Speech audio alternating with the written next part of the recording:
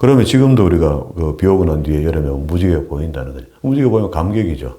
야, 고대 그 옛날에 우리 선조와 함께 우리 이 땅에 지구 위에 사는 모든 동물들에게 약속하신 정표다. 이래 되면 감동이 있죠. 하나님이 면전에 계신 것처럼 그런 느낌이 있죠.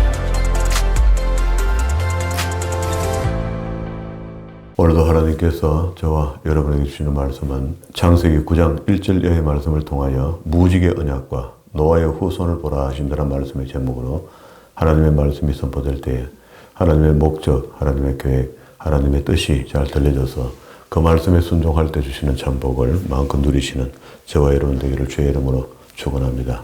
지난 시간까지 우리는 1년 만에 노아의 홍수가 부어져서 하늘의 궁창이 열리고 땅에서 물을 쏟아내고 이렇게 해서 온 물이 창조과학회의 자료를 보면은요, 표면에서 2.4km 정도 높이의 물로 가득 찼다 하거든요.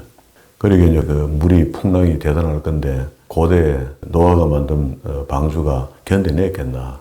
그래서 이제 또 미국에서 그 비슷한 모양을 거의 성경에 나온 모양 그대로 제작을 또 해본 거라.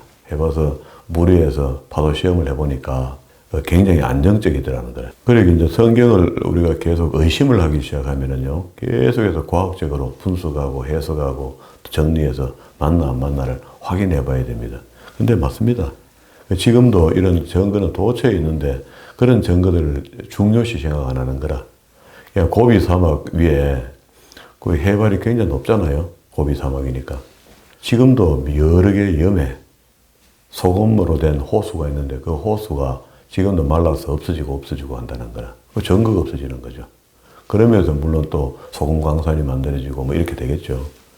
현재 남아있는 것들도 터키에 가면 있고 또 뭐 몽골에 가면 어마어마하게 큰 소금 호수가 지금도 있다 하거든요. 그런 거는 이제 몽골에 거는 3,800 해발. 그리고 해발 3,800은 굉장히 높습니다. 우리가 인근에 갈 수 있는 산이 뭐 높다 해도 한 1,000 정도 되니까. 그리고 터키 같은 데는 그게 염해가 있는데 1,700m 위에 소금 호수가 존재하고 있는데 그 안에는 당연히 바다 고기들이 있죠. 바다 생물들이 있죠. 그게 어떻게 됐느냐. 이 노아의 홍수 때 물이 마르던 중에 바닷물이 걸로 들어가 있는 겁니다. 그건 염해가 된 거죠.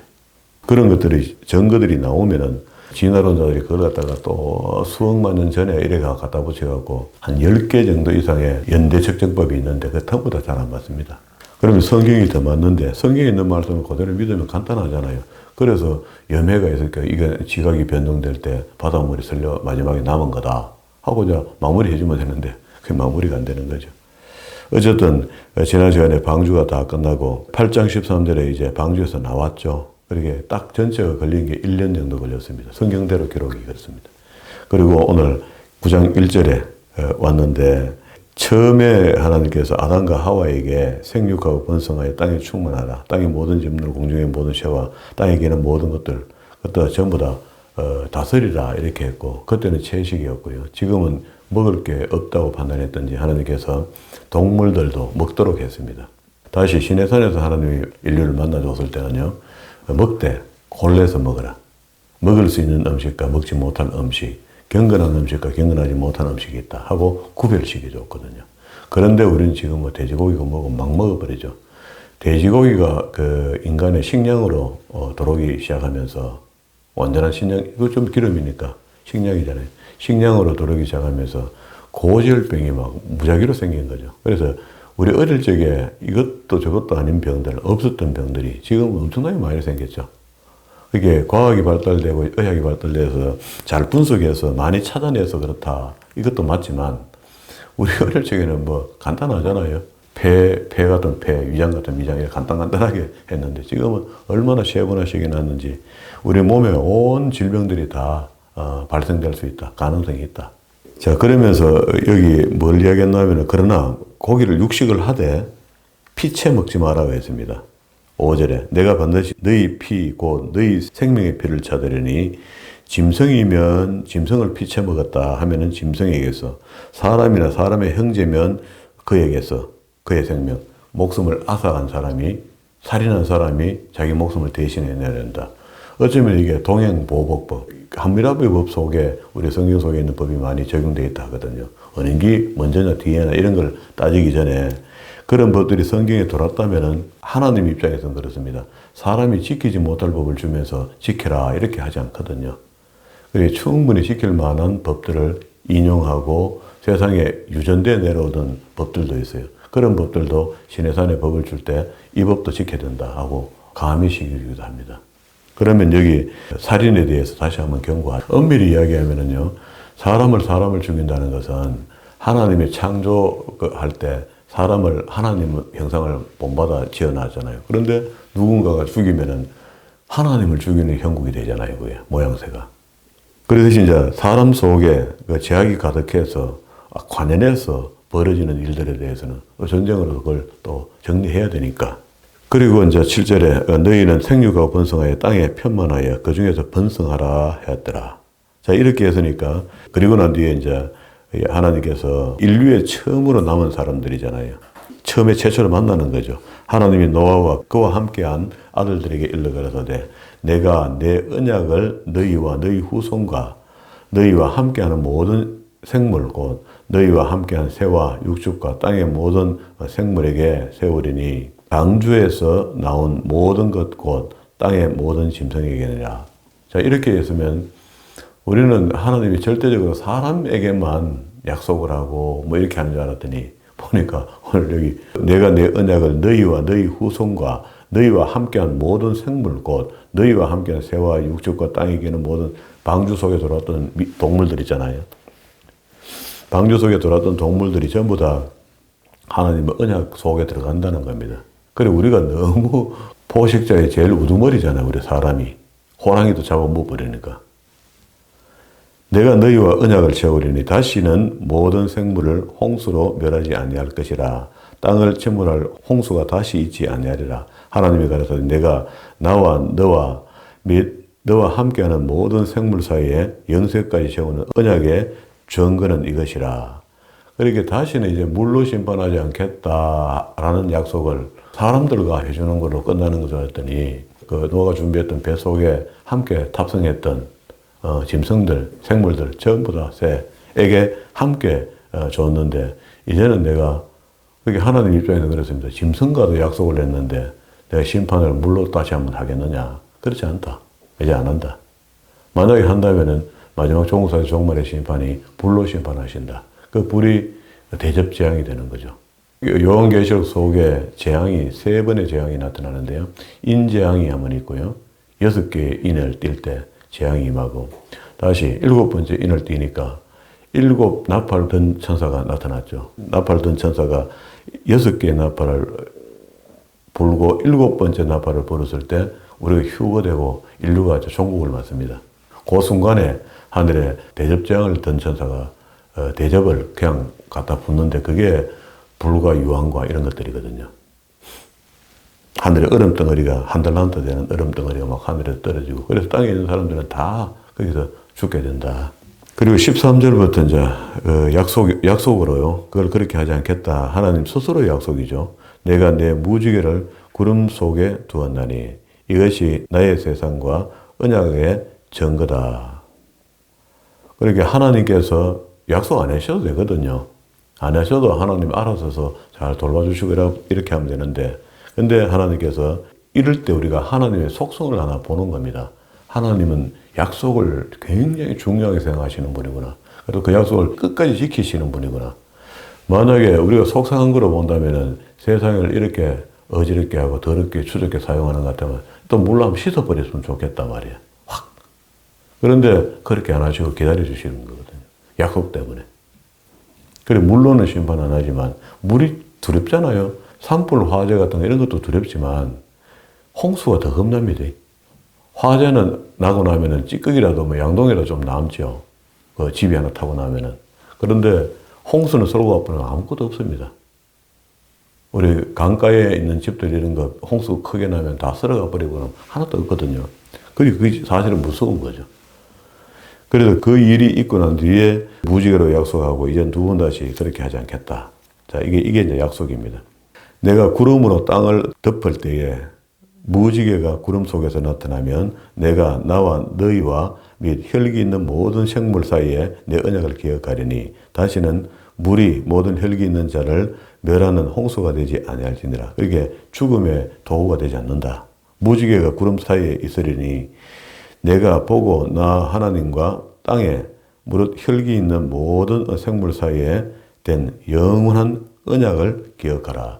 그리고 우리 지금도 그때 약속했던 태초 아주 그 고대에 약속했던 그 언약이 지금도 물론 과학적으로 분석하면은 비가 오고 난 뒤에 안에 물방울이 막 공기 속에 있을 때 태양이 비치니까 이렇게까지 빛깔이 보였다. 이렇게 이제 이야기할 수 있잖아요. 분석해봤으니 그래 된 거죠. 이제 머리가 사람들이 트여져서 과학적으로. 근데 과학이라는 단어도 있기 전에 하나님께서 무지개를 우리에게 주신 겁니다. 그게 섭리죠. 그러면 지금도 우리가 비 오고 난 뒤에 여름에 무지개가 보인다는 거죠. 무지개 보면 감격이죠. 야, 고대 그 옛날에 우리 선조와 함께 우리 이 땅의 지구에 사는 모든 동물들에게 약속하신 정표다. 이럴 때면 감동이 있죠. 하나님이 면전에 계신 것처럼 그런 느낌이 있잖아요. 하나님이 노아에게 또 이르시되 사람이 사람을 죽이는 것. 내가 나와 땅에 있는 모든 생물 사이에 세운 언약의 증거가 이것이라 하셨더라. 하고 난 뒤에 이제 땅에는 아무도 없잖아요. 없는데 그게 이제 뭐 포도나무도 심고 뭐 이렇게 새싹이 올라오고 이래 되는데 포도를 갖다가 그릇에 담아놨더니 그게 태양에 비치더니 나중에 찍 자라가 먹어봤더니 술이 됐어. 그걸 사람이 심리가 그러잖아요. 맛있는 거 자꾸 찾게 되거든. 그러니까 이거 괜찮네 하면서 자라가 먹고 하다가 포도주 먹다가 취해가 방주에서 난 노아의 아들들은 셴과 함과 야벳이며 함은 가나안의 아비더라. 요거 기억해야 됩니다. 함은 가나안의 아비더라. 가나안은 제약된 땅이잖아요. 그 뒤에 보면은요, 22절에 가나안의 아비 함은 그 아비의 하체를 보고 밖으로 나아가서 두 형제에게 고하매. 그렇게 가나안이 이 일로 인해서요, 아버지 그게 보지 못할 것을 보고 난 뒤에 그걸 소문내듯이 광고하고 야 봐라 하면서 이리저리 쫓아다니다가 가나안은 저주를 받습니다. 25절에. 이에 가로되 가나안은 저주를 받아 그 형제의 종이 되기를 원하노라. 그리고 셈의 하나님은 여호와를 찬송하리로다. 가나안은 셈의 종이 되고 또 하나님이 야벳을 창대케 하사 셈의 장막에 거하게 하시고 가나안은 그 종이 되게 하시기를 원하노라 하고 노아가 하나님께 기도했더니 여기 야벳이 이제 유럽의 조상이 되고 가나안, 함 합해갖고 아프리카 흑인 조상이 되고 셈은 여호와를 찬송하니 셈의 후손으로서 그리스도가 오시는 거죠. 마지막에 구세 오시도록 되어 있다. 자, 이렇게 포도주 먹고 벌거벗은 몸을 치중에 했던 행동을 아들이 보고 형들한테 떠들며 이야기했던 것, 그게 잘못되었다. 그렇게 이야기했습니다. 28절에. 그러면 이거 벌 안 받았던 두 사람은 어떻게 했느냐? 23절. 셴과 야벳은 옷을 취하여 자기들의 어깨를 메고 뒷걸음질 들어가서 이런 행동들이 정상적인 행동들이라는 겁니다.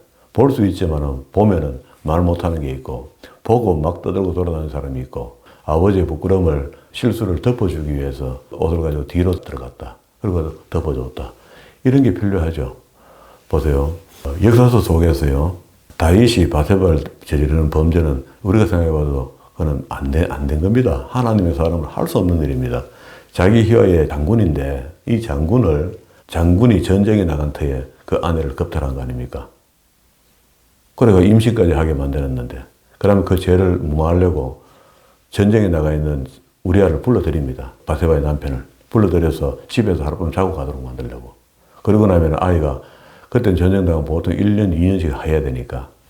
그러니까 아이가 태어나도 한번 그때 왔다가 갔을 때 아이가 생겨서 태어났다. 이렇게 거짓말 하려고 두둑 끓이려고 그렇게 한 거거든요. 그런데 우리아가 워낙 수긍심이 두터우니까 내 형제들이 전쟁에서 죽어가는데 내가 어떻게 아내를 안고 집에서 잠을 잘 수가 있노? 그래 못 잔다고 난잠을 잠이죠, 난잠.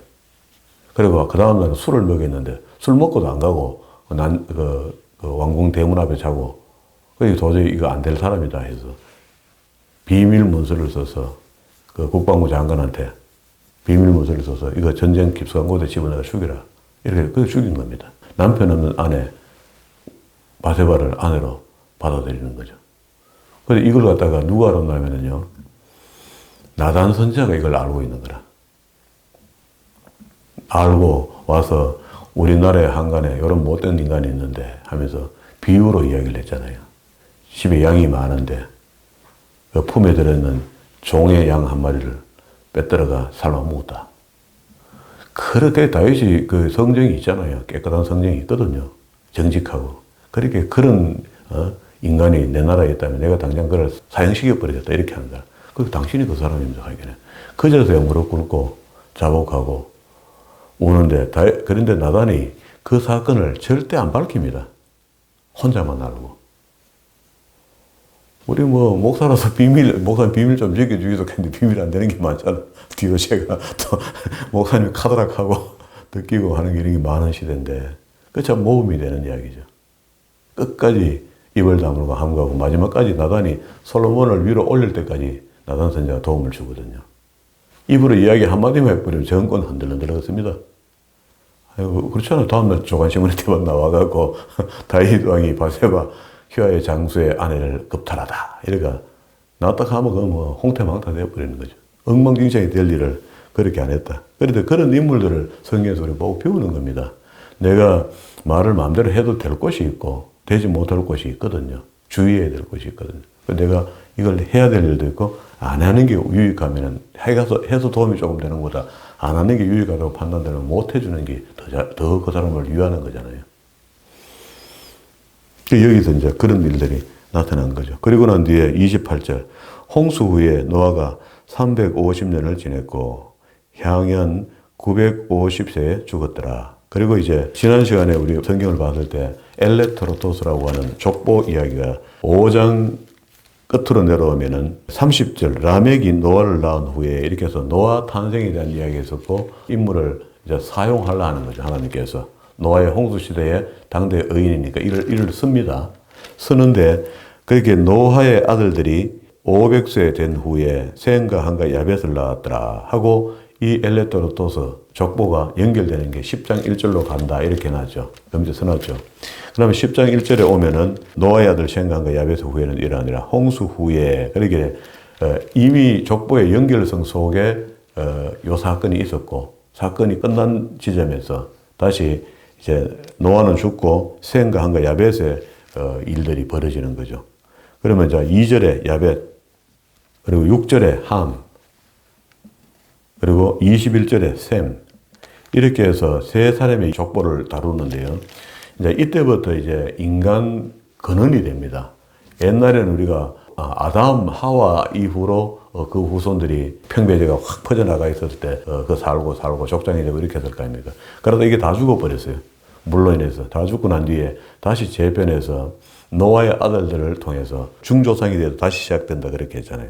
그렇게 해서 노아의 아들 3명을 통해서 시족이 퍼져나가는데 고대에는 사람의 족장의 이름이 나라가 된다는 거예요. 나라가.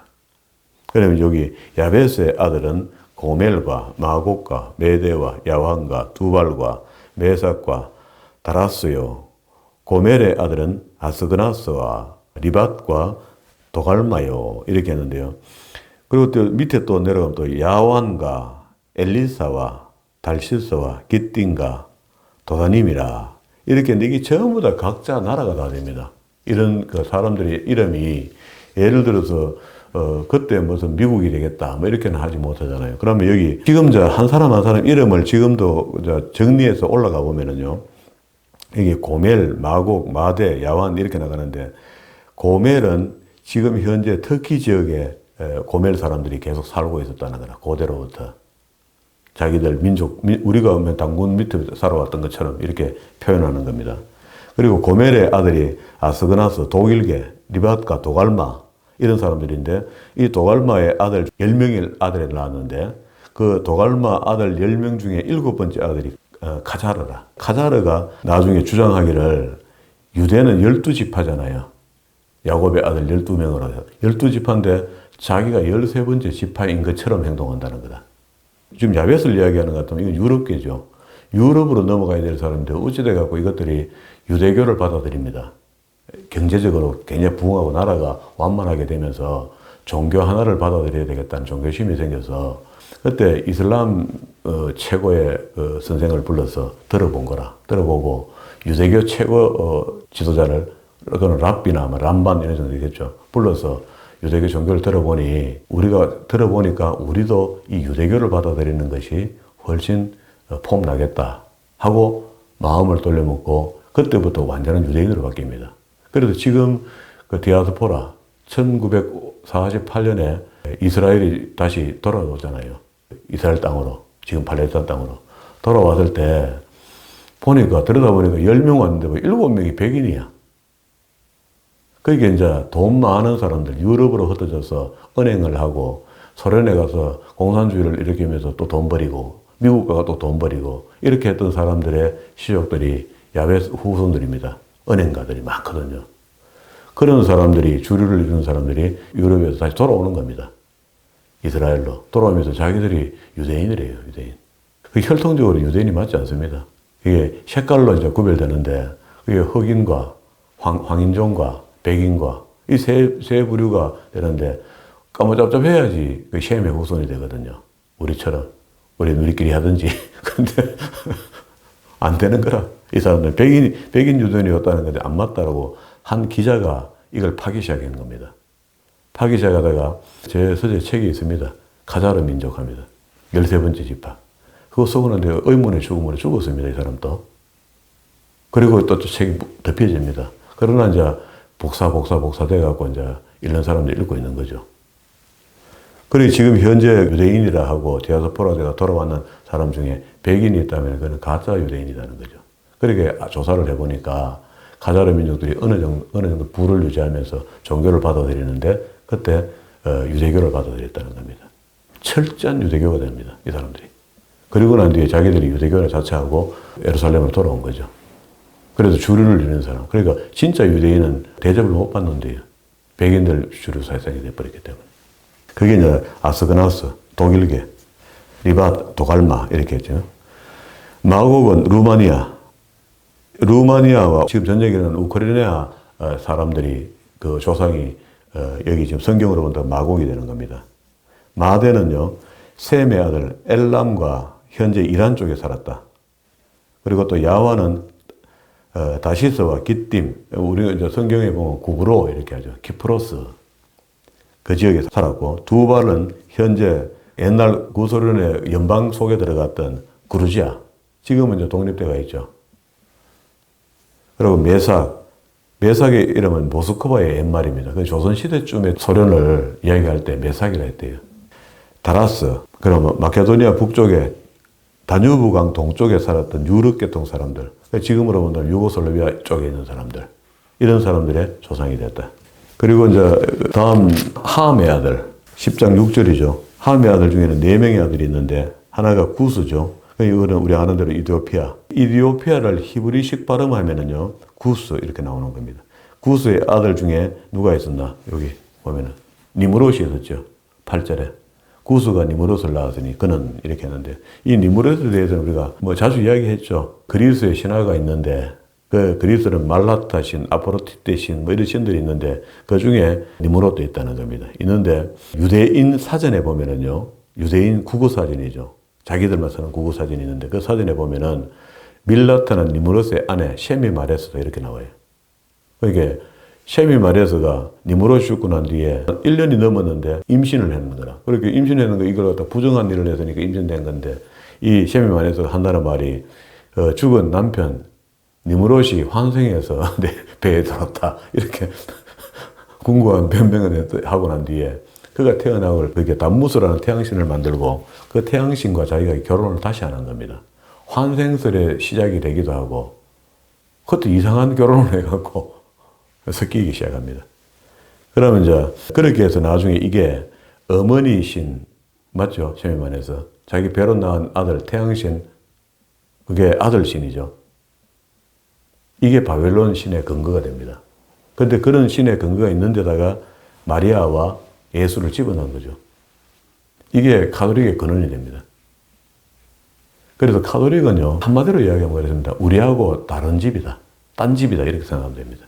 옛날은 그렇게 했거든요. 카톨릭이 큰 집이라 했고, 개신교는 작은 집이다. 뭐 이렇게 표현했는데, 근처도 모았습니다. 아예 출발 자체가 다릅니다. 우리는 그냥 아브라함의 하나님, 이삭의 하나님, 야곱의 하나님, 요셉의 하나님을 쭉 내려오고 있고, 중간에 한번 이래 소강 상태로 갔을 때 그때 그걸로 뺏겼다가 이게 가톨릭 줄기를 타고 내려가 버는 겁니다. 우리 기독교처럼 지가 중인 행세를 하고 내려간 거죠. 그래도 정신 번쩍 차리는 게 루터가 종교를 일으킬 때 그때입니다. 아이고 이거 아니다. 이게 바른 게 하고 원래대로 이제 돌아온 겁니다. 그렇게 둘이가 대립되고 하나가 안 되는 거죠. 그래서 성경 끝에 이제 마지막에 계시록 우리 공부했을 때 거짓 음녀와 짐승나라는 두 개 항상 붙어 다닌다는 거예요. 그러니까 그리스 땅 중간에 로마 바티칸이 딱 버티고 있습니다. 그리스 나라인지 로마 바티칸 나라인지 구분이 안 돼요. 우리 서울도 그런 식으로 그 사람들이 인식합니다. 한국을 다 자기 끼인데 명동이 자기 이제 궁궐처럼 그렇게 쓰는 겁니다. 대사관처럼. 그게 성경에 근거해서 맞는 거죠. 맞는데도 이런 걸 이야기하면 현실감 있게 우리한테 안 다가오기 때문에 그냥 듣고 귀로 한쪽 귀로 한쪽 귀로 흘리죠. 그러나 어느 시대, 어느 시에, 어느 때가 되면은 성경에 기록된 그게 저 사람들이구나 하고 탁 보여지기 시작할 겁니다. 그때 되면 이제 종국으로 가는 거죠. 그래 이제 구스, 그리고 또 미스라임 뒤에 10장 6절부터 내려옵니다. 미스라임은 이집트, 애국을 가리키는 히브리어 말이고 또 이것도 역시 이집트 서부 지역을 가리키는데 히브리어 말입니다. 다니엘 시대 가서 이걸 리비아로 이름을 바꿨습니다. 다니엘 11장 43절에 보면은 리비아로 이름이 바뀝니다. 그리고 우리가 알고 있는 가나안, 훗날에 로마 사람들이 가나안을 보고 팔레스타인이다 이렇게 불렀거든요. 그 지역이 전체 다죠. 그리고 10장 22절에 가서 셈의 아들, 셈의 아들은 5명인데 엘람은 페르시아 또는 이란의 옛 이름이고요. 우리 이사야서에서 예언되었던 고레스 있죠. 키루스라고 세계 역사에는 키루스로 되어 있는데 성경에는 의역됐기 때문에 고레스 이렇게 했습니다. 그리고 고레스가 올 것을 150년 전에 이사야 성경은 예언해 놨거든요. 그래서 고레스가 페르시아 제국을 만들면서 바벨론을 점령합니다. 아수르 나라를 점령하고 할아버지 나라를 잡아먹고 바벨론을 잡아먹는 거라. 그래 바벨론을 잡아먹으려고 들어가 보니까 그게 이제 이스라엘 사람들이 그 포로로 잡혀 있는 거라.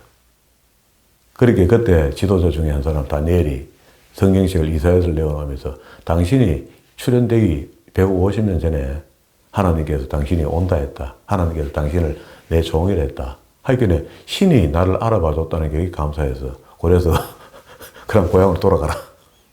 그러고 너가 뭐 가져갈 거 있지? 하여튼에 빼떨렸던 것, 성전에 안에 있던 성배 같은 이런 것들을 전부 다 가지고 내려갑니다. 그리고 성전을 재건할 수 있는 자금까지 다 받아 내려가요. 그래서 기분이 좋을 거 아닙니까? 그래서 나를 위해 기도하라 하고 돌려보내고 고레스는 전쟁 나가다 죽고. 그게 이제 우리 에스라, 느헤미야 이런 성경 속에 그 역사의 배경이 깔려 있는 거죠. 그리고 이제 아수르, 아들 이름이 나라 이름으로 바뀐 거고요. 또 우리가 아는 대로 아르박삭, 이것도 이제 아르박삭 이름이 나중에 에벨까지 내려가거든요. 에벨, 벨렉, 루후, 나홀, 데라, 아브라함까지 내려가는데 아브라함이 히브리인이잖아요. 히브리인인데 히브리인이라고 지칭받는 이유는 이겁니다. 에벨이라는 단어가 강을 걷는 자 이런 뜻이거든요. 그 조상이 강을 건너왔으니까 아브라함도 강을 건너온 사람 중에 한 사람이니까 히브리인, 깃발이 겠대요. 비꼬는 말로. 별 볼 일 없는 지파다. 뭐 그렇게 아무도 봤던가 봐요. 그리고 밑에 네 번째는요, 룻은 리디아. 우리가 아는 단어는 사르디스. 사금이 많은 나라였답니다. 계시록에서는 4대 교회 쪽에 있었고요. 그 나라는 지금 없어졌죠.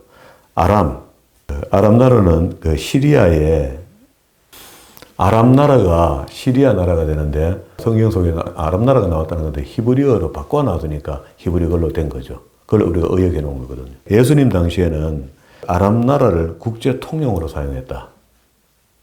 그게 다니엘서 일부분은요 아람어로 기록되어 있습니다. 원래 원본이 1장부터 3장까지 가있던 앞에 부분이 아람어로 기록되고 뒤에는 히브리어로 기록되고 왜 그러냐면 그 당시에 전부 다 아람어를 썼거든요. 그래 아람어를 써도 히브리어처럼 통용이 됐거든.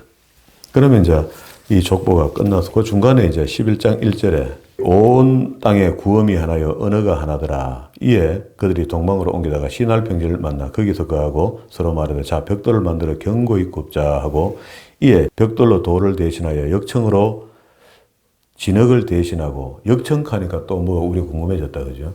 그 앞에서 우리가 역청 이야기할 때 노아가 배를 만들고 난 뒤에 뭐를 썼습니까? 그 역청으로 그 안팎을 이렇게 칠해라 했으니까 그게 우리가 생각하는데 콜타를 같았는데 그 원어를 보니까 페르라는 단어를 썼는데 그게 제1번역이 몸값, 속전 이런 게 앞섰어요. 그런데 여기는요 헤마르, 우리 한글로 번역하기는 역청으로 이렇게 했는데 이게 같은 역청을 썼는데도 불구하고 원어를 보니까 헤마르는 뭐냐면 우리가 알고 있는 콜타르 맞습니다. 그게 기름을 빼기 전에 뻑뻑한 그 유전에서 바로 나오는 거 있잖아요. 그게 땅으로 불룩불룩 올라오는 거라 그런 걸 건져 놓으면 꼴탈이 되거든요. 꼴탈 되는 걸 갖다가 뭐 방수액으로 쓰기도 하고 벽돌 사이에 넣기도 하고 이렇게 해요.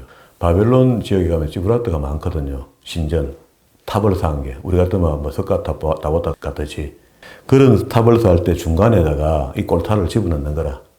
흙벽돌을 만들어 그 중간에 걸려면 튼튼하게 세워져요. 그런데 여기는 한 수를 더 나갔는 게 돌을 대신하여 역청으로 진흙을 대신하고 또 말하자 자 성과 대를 쌓아 대 꼭대기를 하늘에 닿게 하여 우리 이름을 내고 온 지면의 흩어짐을 면하자. 이게 이제 흩어져서 편만하라 이렇게 했는데 그 명령에 거부하기 시작하면서 단합해서 큰 대를 쌓고 하나님과 위를 같이 하고 싶은 마음이 생기는데 이 마음을 넣어준 게 누구냐 말이죠. 마귀죠. 마귀가 사람 속에 넣어준 거죠. 그렇게 행동은 이제 마귀짓을 하는 겁니다. 여호와께서 인생들이 쌓는 대를 보시고 강림하셨더라. 여호와께서 가라사대 무리가 한 족속에 어느도 하나님으로 이같이 시작하였으니 이후로는 그 경영한 일을 금지할 수 없으리로다. 자 우리가 내려가서 자 우리 누구 성부와 성자 성령 내려가서 거기서 그들의 언어를 혼잡게 해서 그들로 서로 알아듣지 못하게 하자. 망치 달라면은 돌 주고 돌 달라고 하면은 못 주고 뭐 이렇게 하니까 안 돼. 안 되니까 언어 같은 것들끼리 언어가 지금은 200개국 나라가 200개 언어가 아니고 수천 개의 언어가 됐다 하거든요. 언어가. 수천 개의 언어가 되고 지금도 언어가 없어지고 있는 언어가 있답니다. 아마존 같은데 부족끼리 살고 있는데 자기들 언어가 다 다른 거라. 다 달라서 자기들 쓰는 언어가 그 사람들 죽어버리고 그 언어가 없어져 버리잖아요.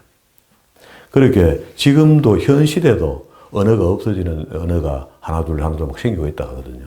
그러면서 그게 사마리아 땅끝까지 하는 말이 옛날에는 그 땅끝에 가면 되는 줄 알았더니 우리나라 같으면 땅끝이 저 밑에 있잖아요. 남해 끝에. 그런 식으로 가면 동방 어디까지 전도가 되면 끝나는 줄 알았더니 이제는 선교 방침이 바뀌어갖고 땅끝이 그게 아니고 언어의 끝이라는 거다. 그게 히말라야 어디에 들어갔더니 새로운 부족 하나 발견됐는데 보니까 언어를 다르게 쓰고 있더라는 거라. 그런 사람들에게도 글을 만들어줘서 그 언어를 글을 만들어줘서 성경으로 읽고 믿을 수 있도록 그렇게 도와주는 선교회가 있거든요.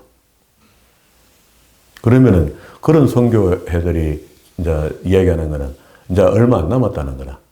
어지간하면 다 찾아 들어갔다는 거다. 그리고 그게 선교사를 파송해서 그들과 생활하게 하면서 성경을 기록하게 하고 그들의 언어로. 그러니까 언어가 안 되면은 한국 선교사들은요 한국어를 준대요. 글을 그 나라에다가 한국어를 가르쳐서 자기 나라 국어로 쓸 수 있도록 그렇게 한대요. 그렇게 해서 성경을 만들어서 읽도록 해준다. 이게 이제 땅끝까지 복음을 전하는 일이다. 그렇게 다 돼간답니다, 지금. 그리고 이제 이렇게 나쁜 생각을 하게 되는 것이 결국은 벽돌을 만든다 하는 말은요. 앞에 3절에 서로 말하되 자 벽돌을 만들어 견고히 굽자 이렇게 하죠. 이게 문화입니다, 문화. 기술입니다, 기술. 그때 무슨 기술이고 문화가 있었겠습니까?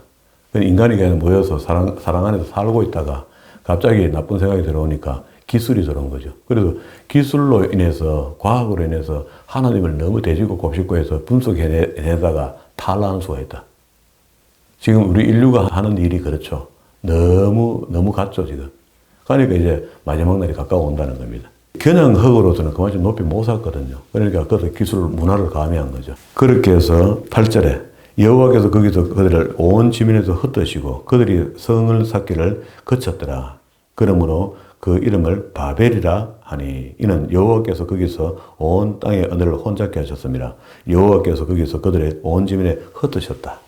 그리고 이제 흩어진 사람들이 주역이 되면서 셈의 후에는 이러하니라 하고 셈 앞에 야벳, 셈, 함 다 이야기했잖아요. 족보가 나왔는데 이건 족보보다는 지금 바로 뒤에 셈의 후손에 대한 이야기를 해야 되거든. 아브라함의 이야기를 해야 되잖아요. 그래서 셈의 후손 끝에 23절에 나홀은 밑에 25절에 데라를 낳고 데라는 아브라함과 나홀과 하란을 낳았다. 그러면 아브라함의 이야기가 35절에 데라가 그 아들 아브라함 하란의 아들 그 손자 롯과 그 자부 아브라함의 아내 사레를 데리고 갈대아 우르에서 떠나 가나안 땅으로 가고자 하더니 하란에 이르러 거기 거하며 데라는 250세를 향수하고 하란에서 죽었더라. 아버지는 죽고 바로 여호와께서 아브라함에게 이르시되 거기 오래 살고 못되니까 나와 이렇게 한 거죠. 처음 만난 겁니다. 만나서 12장에 와서 이제 아브라함 이르시되 너는 본토 친척 아비 집을 떠나서 내가 지시하는 땅으로 가라는데 알도 모르고 그냥 출발하는 게 믿음이라는 거죠. 그 믿음의 조상이 된 겁니다. 다음 시간에 족장사 시작할게요. 그게 이제 여기까지 우리 본 거는 간략하게 봤지만 우리가 성경을 볼 때 성경이 어떤 우리가 알도 못하는 고대 이야기를 한 게 아니고 충분히 자료가 이 땅에 남아있는 것들도 있고 그리고 이 부분에 조사해서 기록으로 자료를 만들어 놓은 것도 있고 이러니까 얼마든지 더 깊이 자세히 살펴볼 수 있습니다. 그러나 성경이 있는 것만으로도 저는 충분하다고 생각해요. 이걸 믿는 겁니다. 그리고 야벳 유럽의 조상이 되는 것이고 함이 아프리카 조상이 되는 것이고 셈이 우리 동양인의 조상이 되는 것이다. 이렇게 믿는 거죠. 성경의 기록은 사실의 기록이다. 사실의 기록이기 때문에 우리가 믿고 우리 신앙생활 하다가 천국 가는 길잡이가 되는 데는 전혀 문제가 없다. 이렇게 믿으시고 성경을 온전히 믿어드림으로 하나님과 피 끄는 관계를 유지하고 이 땅에 살아가다가 죄는 안 지을 수는 없지만 지지 않으려고 몸부림치며 노력하며 살다가 천국 갔을 때 착하고 좋은 종아라고 칭찬받을 수 있는 그런 믿음의 사람으로 예비되고 준비되는 저와 여러분 되기를 주의 이름으로 축원합니다.